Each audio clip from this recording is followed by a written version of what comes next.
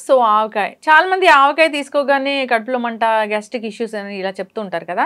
కానీ ఆవకాయ మంచిదే, దాంట్లో చాలా పోషక విలువలు ఉన్నాయంటున్నారు. వివరాలు తెలుసుకుందాం. ఈరోజు మనతో పాటు ఉన్నారు ప్రముఖ nutritionist and dietitian Abitha Chilukuri గారు. మేడం నమస్తే. నమస్తే. సో జనరల్గా ఆవకాయ అంటే ఒకప్పుడు అందరు ఇష్టంగా తీసుకునేవాళ్ళు. కానీ ఈ మధ్యకాలంలో ఏంటంటే గ్యాస్ట్రిక్ ఇష్యూస్ వస్తున్నాయి. సో అది తీసుకోకూడదనే ఒక ప్రచారం ఉంది.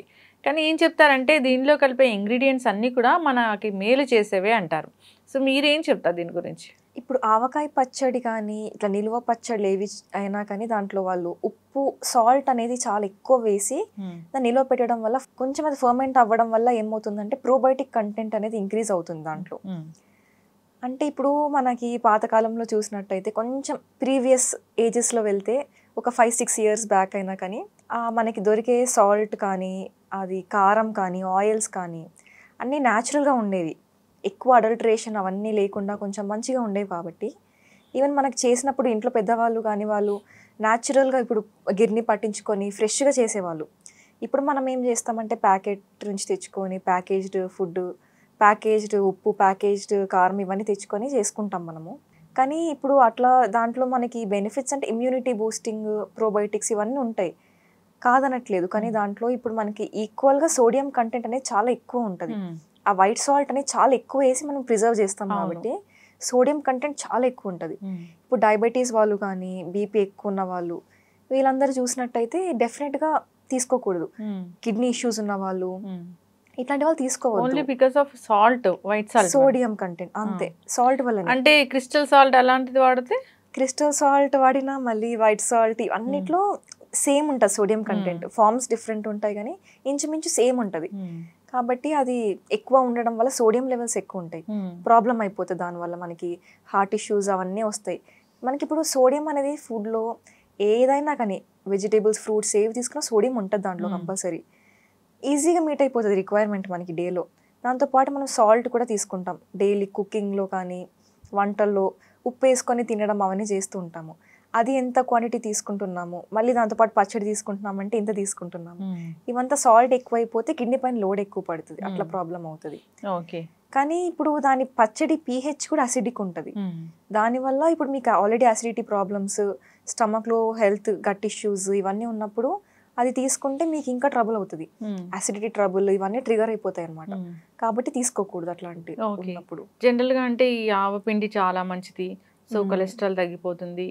సో దీంట్లో రకరకాల అంటే చిల్లీ పౌడర్ ఇవన్నీ కూడా మంచివే ఆరోగ్యానికి అంటారు కదా. సో మరి ఇవన్నీ డెఫినెట్గా మంచివే అండి ఆరోగ్యానికి. కానీ వాళ్ళు అవి ప్రిజర్వేటివ్స్ వేసి ప్రిజర్వ్ చేస్తారు దాన్ని. అది నార్మల్గా నిల్వ పెడితే అవన్నీ పాడైపోతాయి తొందరగా. కాబట్టి ప్రిజర్వేటివ్స్ చేస్తారు, ప్రిజర్వ్ ఉండాలి, నిల్వ ఉండాలి, షెల్ఫ్ లైఫ్ ఎక్కువ ఉండాలి అని.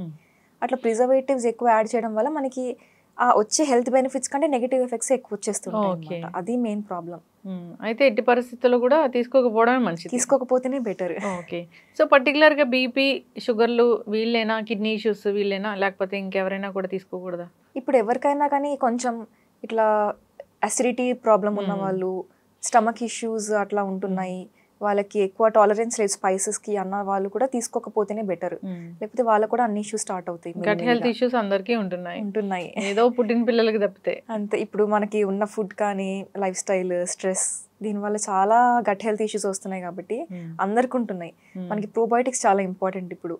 అండ్ మీరు ఏది తిన్నా కానీ ఒకవేళ పచ్చడి అప్పుడప్పుడు తినకుండా అయితే ఎవరు ఉండలేము, చాలా ఇష్టం అందరికి. కాబట్టి ఎప్పుడైనా తిన్నా కానీ దాంతోపాటు మీరు pH అనేది బ్యాలెన్స్ చేసుకునేలాగా ఫుడ్ తినాలి.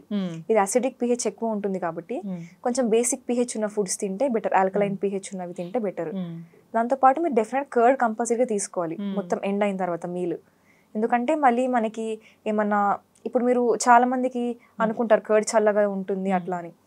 అంటే ఇప్పుడు అసిడిటీ అది ఎక్కువ చేసినప్పుడు మీరు ఈ కర్డ్ ఇట్లాంటివి తీసుకుంటే ప్రోబయోటిక్స్ అవి ఎక్కువ ఉండడం వల్ల కొంచెం ఎఫెక్ట్స్ అనేవి ఎక్కువ రాకుండా ఉంటాయి. అట్లా చూసుకోవాలి కొంచెం. ఓకే. ఆల్కలైన్ ఫుడ్స్ అంటే?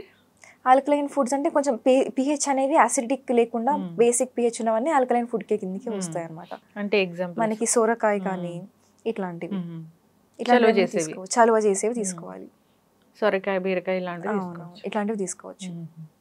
ఆవకాయ అంటే ఇంకా ముందు ముందు రోజుల్లో ఒకప్పటి ఆవకాయ అన్నట్లుగా అయిపోయే పరిస్థితి అయితే వచ్చింది. సో జనరల్గా బీపీ, షుగర్, కిడ్నీ ఇష్యూస్ ఇలాంటి వాళ్ళు చాలా మంది ఉంటున్నారు. సో టెస్ట్ చేయించుకుంటే డయాబెటీస్ మాక్సిమం ఉంటుంది. ప్రీ డయాబెటీస్ బార్డర్ లైన్ చాలా మందికి వస్తుంది కాబట్టి అవాయిడ్ చేస్తే బెటర్ వాళ్ళు. ఈ సోడియం కంటెంట్ అన్నారు కదా, అది ఎక్కువ తీసుకుంటే ఏమవుతుంది అసలు? సోడియం అనేది మనకి ఇంపార్టెంట్ అనమాట బాడీలో. మనకి నర్వ్ ఇంపల్సెస్ ట్రాన్స్ఫర్ అవ్వాలన్నా ఏమైనా సోడియం చాలా ఇంపార్టెంట్ చాలా యాక్టివిటీస్కి. కానీ అది ఎక్కువ క్వాంటిటీస్లో తీసుకున్నప్పుడు ఏమవుతుందంటే అది బయోకెమికల్ రియాక్షన్స్ ఏవైతే బాడీలో అయినప్పుడు అది కొంచెం మనకి ఫ్యాట్ బిల్డప్ కానీ మనకి బ్యాడ్ కొలెస్ట్రాల్ ఎక్కువ బిల్డప్ అవ్వడానికి కానీ అది ఇనిషియేట్ చేస్తుంది రియాక్షన్స్ని. అట్లా అవ్వడం వల్ల బీపీ రావడం కానీ, హార్ట్ స్ట్రోక్, హార్ట్ డిసీజెస్, లేదా మనకి ఆర్టరీస్ అన్ని నారో అయిపోవడం, బ్లడ్ వెజల్స్ నారో అయిపోతాయి. ఎందుకంటే ఇది LDL low density lipoprotein, bad cholesterol అంటారు కదా, ట్రైగ్లిసరైడ్స్, ఇవన్నీ లెవెల్స్ ఎక్కువైపోయి మన నర్వ్స్లో, ఆర్టరీస్లో, బ్లడ్ వెజల్స్లో అన్నీ డిపాజిట్ అయిపోతూ ఉంటుంది. అట్లా అవ్వడం వల్ల బీపీ కానీ, హార్ట్ ప్రాబ్లమ్స్, ఇవన్నీ ఈవెన్ బ్రెయిన్ స్ట్రోక్స్ కూడా అట్లాంటివన్నీ రావడానికి ఛాన్సెస్ ఉంటాయి. కాబట్టి డెఫినెట్గా కేర్ఫుల్ ఉండాలి సోడియం మ్యాటర్లో మనం ఎంత తీసుకుంటున్నాము అని. ఇంకా ఏ ఫుడ్స్లో ఉంటుంది సోడియం? ఫుడ్ అంటే మెయిన్గా అంటే అన్ని ఫుడ్లో సోడియం ఉంటుందండి, ఎక్కువ అట్లా ఉండదు. కానీ మెయిన్గా ఎక్కువ ఉండేది సాల్ట్లో. సాల్ట్ మళ్ళీ మనకి ఇది ప్యాకేజ్డ్ స్నాక్స్ వస్తాయి, ఇన్స్టెంట్ ఫుడ్, బేకరీ ఐటమ్స్ ఉంటాయి కదా, కుకీస్, చాక్లెట్స్, ఐస్ క్రీమ్స్, ఇవన్నిట్లో కూడా సోడియం ఎక్కువ ఉంటుంది. ఇప్పుడు మీరు ఏదైనా కానీ ప్రాసెస్డ్ ఫుడ్ అంటే దాంట్లో high fat, high salt, high sugar ఉంటుంది ఆటోమేటిక్గా, క్యాలరీస్ ఎక్కువ ఉంటాయి దాంట్లో. అట్లా ఉండడం వల్ల సోడియం కంటెంట్ అనేది చాలా ఎక్కువ ఉంటుంది. మీరు డెఫినెట్గా అవి అవాయిడ్ చేయాలి. సోడియం కంట్రోల్లో ఉండాలి అంటే ఎప్పుడు తీసుకుంటున్నారు, ఎంత తీసుకుంటున్నారు, ఏ టైంకి తీసుకుంటున్నారు అని మ్యాటర్ అవుతుంది, ఫ్రీక్వెన్సీ అవన్నీ. ఇప్పుడు తీసుకుంటున్నారంటే డేలో ఏదైనా పర్టికులర్ టైంలో ఎక్కువ తీసుకుంటే కూడా? అవును, అంటే ఇప్పుడు మీరు ఆల్రెడీ ఫుల్ హెవీ మీల్స్ తినేసి ఆ రోజు నైట్ టైం అట్లాంటివి తీసుకుంటే ఎఫెక్ట్స్ ఎక్కువ అవుతాయి.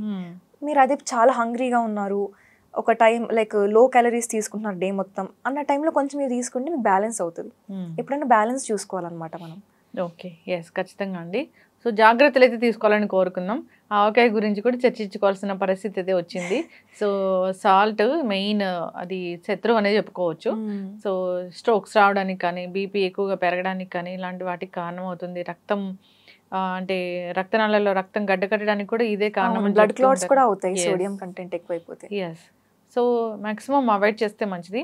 గ్యాస్ట్రైటిస్, గట్ హెల్త్ ఇష్యూస్ అందరికీ ఉన్నాయి. సో ఎప్పుడైనా రుచి కోసమే, ఇంకా ఖచ్చితంగా జాగ్రత్తలు తీసుకోవాలని కోరుకుందాం. ధన్యవాదాలు. Thank you.